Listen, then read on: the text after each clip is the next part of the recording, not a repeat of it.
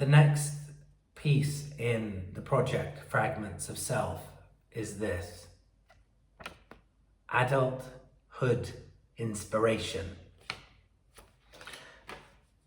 Let me think for a second.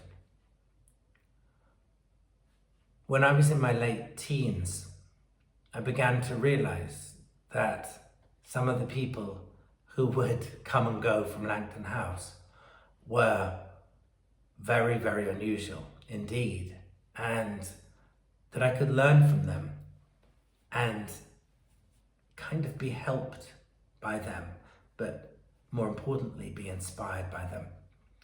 I already mentioned in another one of these recordings about the explorer, my friend, Sir Wilfrid Thesiger. In almost every conceivable way, as viewed by the woke culture, Sir Wilfrid was an impossibility, possibly an abomination. He didn't like women. He hated modern contrivances, and he was hard as nails. I spent a lot of time with Wilfrid in England and in Kenya, and in all our conversations, he told me about his life. And usually I listened. I listened to the stories that were the same old stories time and again, and I took comfort in them. But more importantly, I received something from him that wasn't spoken. And that is always the real value of a valuable person. And what I received from Sir Wilfrid was this vibration, this frequency of his life, that he didn't give a damn about what anyone else thought. He really didn't. He was regarded as a mythical figure, and largely because he had done whatever he wanted. I've sought out, and particularly in the earlier part of my life, I've sought out other people like Wilfrid. One of them, who I've written about quite a lot, was my father's great friend, Doris Lessing, the writer. Again, what I loved about Doris was she was such a towering figure in my life. Doris didn't give a damn about what anyone expected her to be or to do or to say. Doris was herself. And she and Wilfrid suggested that I spend time in Africa, which I did, gosh. And she told me the publishers were vultures living on the meat of authors, and that they were not to be respected. But she would always say, by creating a body of work that pleased you as the writer, you only would then have the body of work that you needed to write. I look back at 30 years of writing books, and I look at the earlier books I wrote. The publishers, these editors, these awful, wretched people wanted me to produce because they thought they could sell them.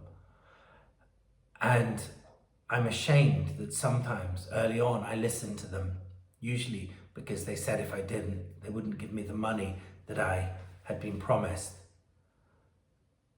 What I love about Doris was she never took an advance for a book, and she wrote, as I say, what she needed to write.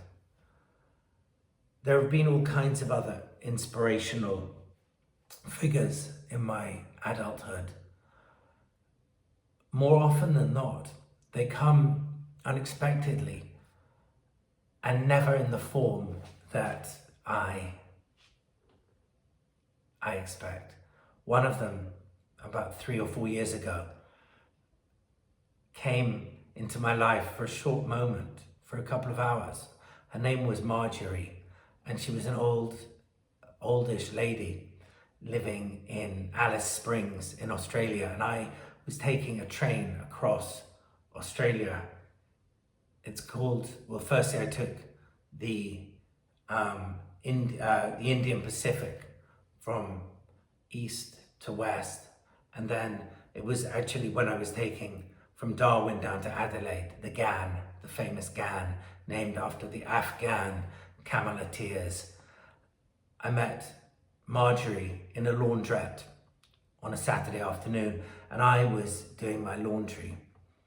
I'd stopped there for a couple of hours when the train pulled in, and Marjorie and I were the only people in the laundrette, and we started talking. There was something extraordinary about her, and I got a shiver down my spine as if I had met her before. And then I realized that in a way I had. She was almost identical but completely different to my aunt, Amina, my favorite aunt, the storyteller and author. And the strangest thing of all was that Marjorie, who was so like my aunt Amina in just a different incarnation, slightly different, Marjorie had Afghan roots because she was descended from the cameleteers of the Ghan. I always think about Marjorie, just as I always think of a man I became friends with who was the ancestral hangman in Calcutta, what's now Kolkata, in the early 90s.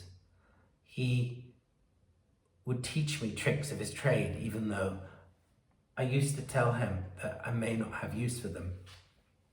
He taught me that if you wanted to have a noose slip fast on a rope, that you needed to rub banana into the noose, into the rope. And he said he only did that for nice prisoners, otherwise if they were horrid to him, he wouldn't bother, and the execution would be harsher. As I say, I used to tell him that I may not have use for his knowledge, but I would try and pass it on, which is why I think I'm mentioning it now. I tell my kids to look out for special people in their lives, and that these people, these inspiring forces, come in different guises when you least expect them. And most of the time, when they come into your life, you don't realize that they are a person or even a thing of significance, but that later, by turning a situation or a meeting or an encounter around in your mind, you make sense of it, almost like a spinner of wool will teasel the wool before beginning to spin it. That's how I see encounters in my life, and I try to get them into a kind of ball, after which I can stretch them out into yarn.